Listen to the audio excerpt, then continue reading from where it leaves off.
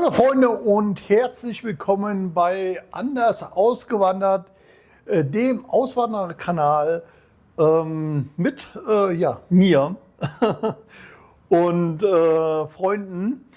Ich bin immer noch in Kolumbien und heute geht es um das Thema Sicherheit. Wie sicher ist denn Kolumbien mittlerweile? Ist es ein Land zum Auswandern? Ist es ein Land zum gut Urlaub machen? Ja, und da möchte ich euch heute einiges zu sagen und auch die ein oder andere Geschichte erzählen, denn ich lebe ja schon lange Zeit in Kolumbien. Natürlich wird es auf dem Kanal nicht nur um Kolumbien gehen, ja, aber zum Großteil natürlich.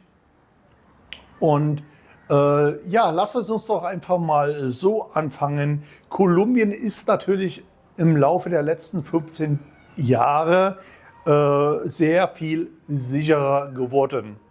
Ja, gerade natürlich in den Urlaubsgebieten wie der Küste, in Cartagena oder auch in den Bergen, wo ich euch letztens Video gezeigt habe, wo wir mit Paola waren, ist es sehr sicher geworden, bis natürlich auf die üblichen Diebstähle, Taschendiebstähle, Diebstähle etc. Ja, ist ja ganz klar. So, aber diese Sicherheit haben wir dem damaligen Präsidenten Álvaro Uribe zu verdanken, der 8 Jahre Präsident von Kolumbien war, meiner Meinung nach einer der besten Präsidenten, die Kolumbien jemals hatte. Ja, und also so bin ich damals zum Beispiel immer mit dem Bus gefahren. Ich bin nie durchs Land geflogen, immer mit dem Bus unterwegs. Und okay, ich bin jetzt kein schlankes Reh. Ja, mit mir legt sich nicht unbedingt gleich jeder an. Aber dennoch muss man natürlich sagen, es ist damals schon sehr gut sicher geworden. Aber du musst dich natürlich an Regeln halten, ganz klar. Das Problem ist, die meisten Touristen kennen die Regeln nicht und wollen sie auch nicht kennenlernen. Aber so viel später zu dem Thema. Bleiben wir beim Präsidenten. Wir haben jetzt am 31. März wieder Präsidentschaftswahlen. Und momentan haben wir einen Präsidenten, der, ja, wie soll ich sagen, ein Kommunist ist. Ja, ein Soziokommunist. Und man muss dazu sagen, das Präsidentschaftsrecht wurde in Kolumbien geändert. Hier kann ein Präsident nur noch für eine Legislaturperiode Präsident sein, sprich für 4 Jahre. Mehr geht nicht. Ja, so haben wir jetzt nach 4 Jahren mit einem kommunistischen Präsidenten Wiederwahlen. Und es sieht ganz nach Umfragen, ganz danach aus, dass es wieder einen kommunistischen Präsidenten geben wird. Ja? Und zwar einen Zögling vom derzeitigen Präsidenten, ja, der das Ganze so weiterführen soll. Ja, jetzt muss man sagen, leider ist es in den letzten Jahren in Kolumbien stark bergab gegangen. Weil die Kommunisten, die können eines natürlich nicht, und zwar Wirtschaft. Ja, davon haben die keine Ahnung. Das ist so ein kommunistisches Problem. Ja, und also verstehen absolut nichts von Geld und von Wirtschaft. Und jetzt gibt es noch ein zweites Problem. Und das ist das Problem, dass unser derzeitiger Präsident nicht so gut mit dem US-Präsidenten, mit Trump steht. Ja? Eigentlich sind die total über Kreuz. Und das hat jetzt nun dazu geführt, schon im letzten Jahr, Mitte nächsten Jahres, dass Trump gesagt hat, von mir gibt es kein Geld mehr. Ja? Und jetzt muss man das so sehen, dass die ganze Sicherheit in Kolumbien eigentlich nur eine erkaufte Sicherheit war. Weil wir haben hier natürlich einen sehr großen Militärapparat, Sicherheitsapparat, der die Sicherheit gewährleistet und der kostet Geld.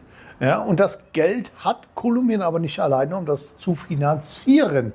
Sprich, Kolumbien hat jedes Jahr um die 900 Millionen Dollar an Militärhilfe und humanitäre Hilfe bekommen. Bis Mitte 2025. Sprich, seit mehr als einem halben Jahr ist diese Hilfe auf ein Minimum gestrichen worden.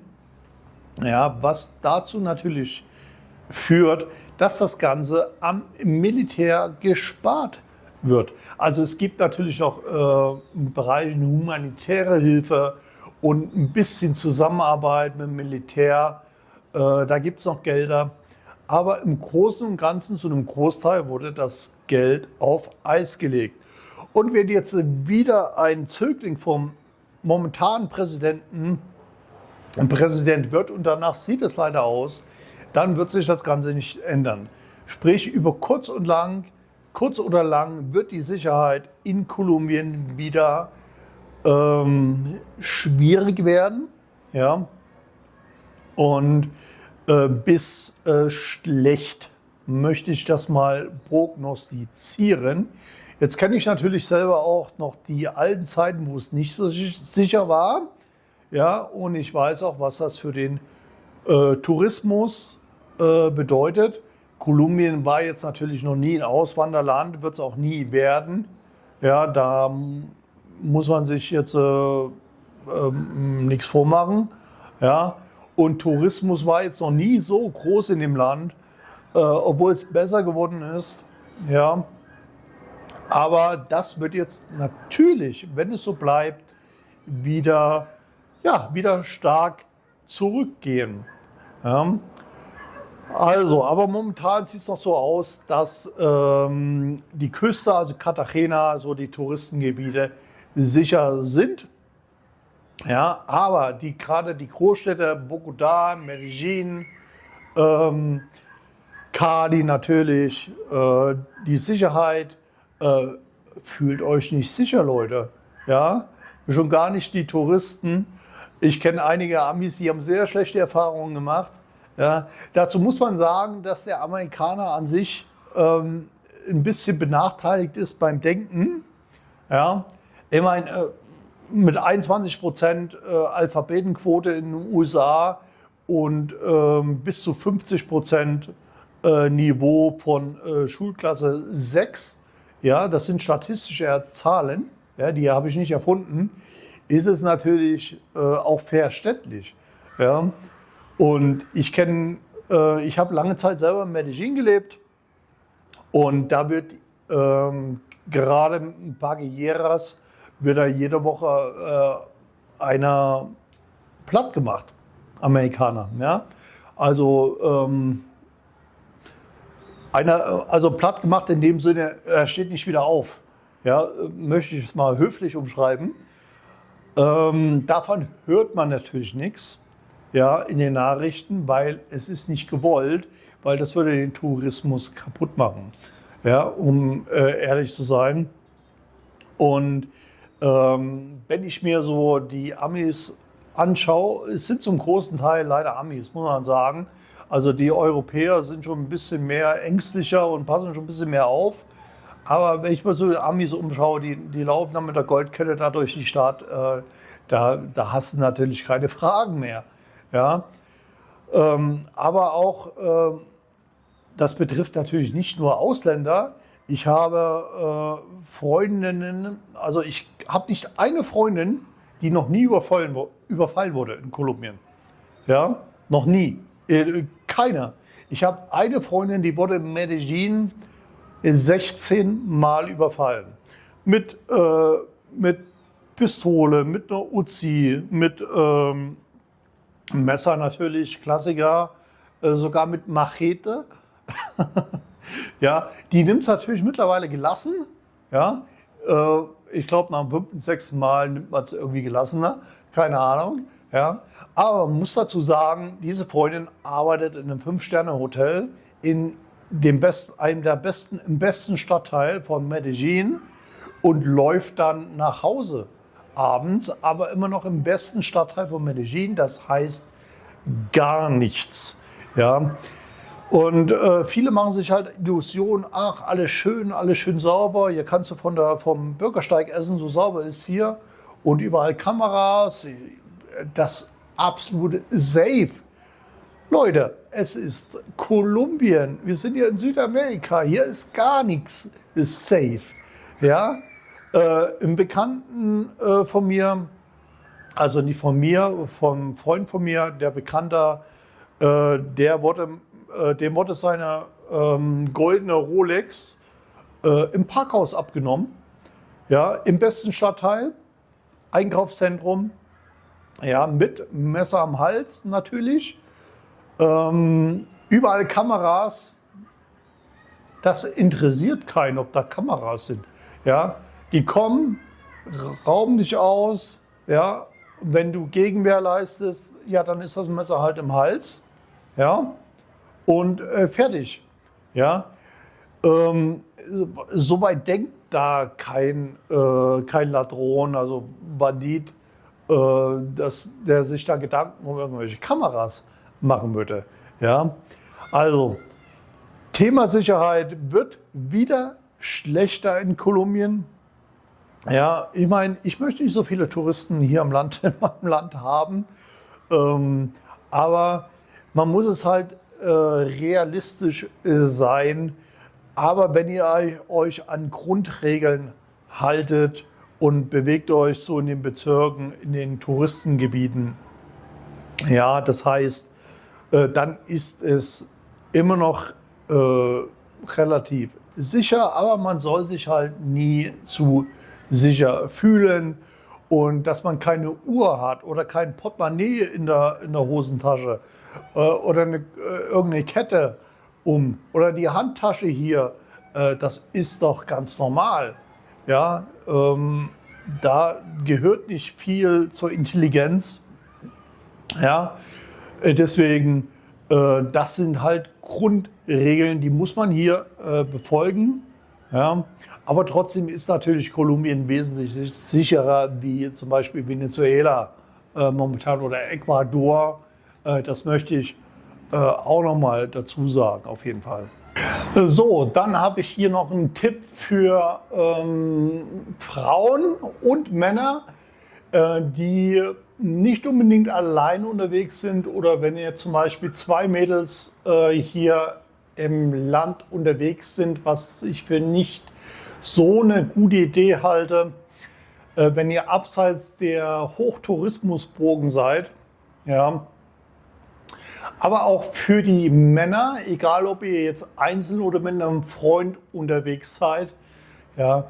Es gibt in Kolumbien eine Drogenkombination, die nennt sich Dispulvolamina. Das ist eine Substanz, die aus verschiedenen Substanzen zusammengesetzt ist und eine Wirkung entfaltet, die euch gefügig macht. Das heißt, ihr seid noch voll da, ihr könnt auch zum Geldautomaten gehen, Geld abheben, ihr bekommt es aber selber nicht mit. Ja? Und diese Substanz macht man entweder in die Drinks, ja, wenn ihr in die Diskothek geht oder in die Bar geht, gerade da, wo viele Prostituierte sind, was ich absolut überhaupt nicht unterstütze, Prostitution, by the way. Ja, aber da kennt ihr ja meine Einstellung zu dem Thema.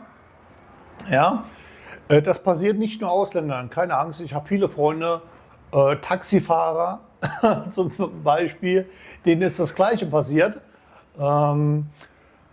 Wenn ihr, deswegen, Grundregel Nummer 1, niemals offene Getränke annehmen. Ja?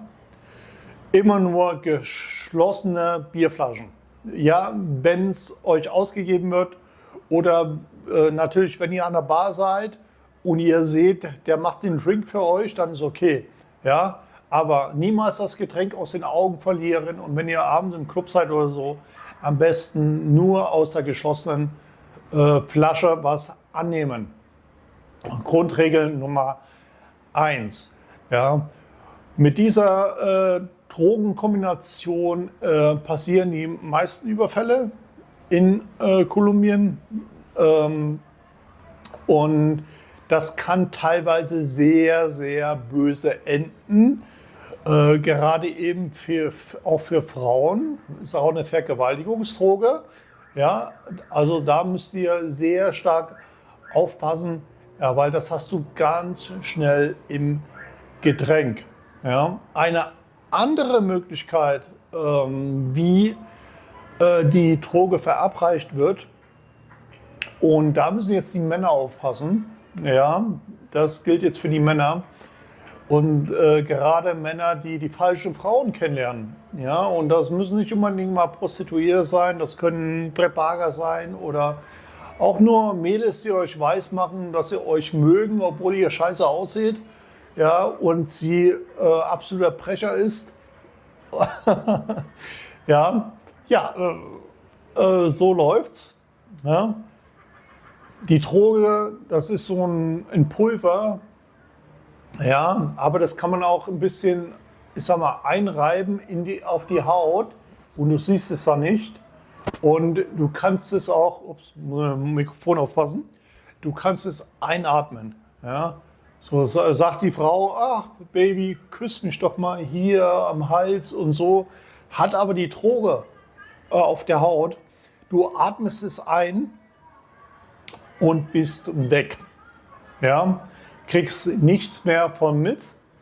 Ja, und das ist eben eine andere fiese Art, wie viele Männer nicht nur um den Verstand, sondern auch um ihr Geld gebracht werden. Oder um alles, was sie haben. Ja, das nur so als Tipp. Also das ist eines der allerwichtigsten Dinge, wo ihr mit in Kolumbien drauf achten müsst. Ja, Freunde, das war ein kleiner Exkurs zum Thema Sicherheit in Kolumbien. Hoffen wir mal aufs Beste. Schauen wir gespannt auf die Präsidentschaftswahlen am 31. März. Der neue Präsident wird ja nur gewählt, wenn er die absolute Mehrheit bekommt am 31. März. Wenn nicht, dann geht es im Juli in eine Stichwahl. Also die ersten, die besten Kandidaten. Und dann entscheidet sich erst im Juni. Ja. Aber man muss es leider so sagen, es sieht nicht so gut aus. Und da bin ich, eigentlich bin ich eher optimistisch, aber die Leute sind halt, die Versprechungen, die Soziokommunisten machen, dass die versprechen halt der ärmeren Bevölkerung immer das Schlaraffenland. Und so wurde der Mindestlohn jetzt so extrem stark angehoben dieses Jahr, ja, dass viele, die halt Mindestlohn beziehen, und das sind sehr, sehr viele in Kolumbien, die sagen sich, oh, ich bekomme mehr Geld, und dann ist das doch super, wenn ich jetzt den neuen Präsidenten wähle, der genau wie der alte einfach weitermacht. Ja? Und eben so cashen die Leute. Ja? Und geht es hin Richtung Kommunismus. Und das wäre natürlich auf Dauer der absolute Todesstoß für das Land. Ja, was Thema Sicherheit betrifft und natürlich auch Wirtschaft, ganz klar. Aber wie gesagt, was das Thema betrifft, halte ich euch natürlich auf dem Laufenden. Wenn ihr jetzt eine Partnerin habt in Kolumbien oder ihr kennt bereits ein Mädel, dem ihr vertraut und wo er sagt, okay, also mit der ihr unterwegs seid, ja, die wird euch natürlich sagen, wo es sicher ist und wo nicht. Ja? Und die sagt euch dann natürlich auch, wenn ihr jetzt in Bogota in der Hauptstadt seid, abends um 18 Uhr kannst du nicht mehr ins Zentrum gehen. Ja, das geht nicht. Ja. Oder so die Estrado 1 oder 2 in Cali, Medellin ist auch nicht so clever für einen Ausländer. Ja, also gerade wenn du aussiehst wie ein Schneemann, wie eine Kalkleiste, dann bist du halt leicht zu identifizieren als Ausländer. Ja, also dann ist es natürlich ein bisschen vorteilhaft, wenn man eine Partnerin hat oder Freunde, die werden dann schon auf euch aufpassen. So Freunde, das war's heute zum Thema Sicherheit. Wir sehen uns im nächsten Video. In diesem Sinne, schöne Grüße aus dem warmen, sonnigen Kolumbien. Bis zum nächsten Mal.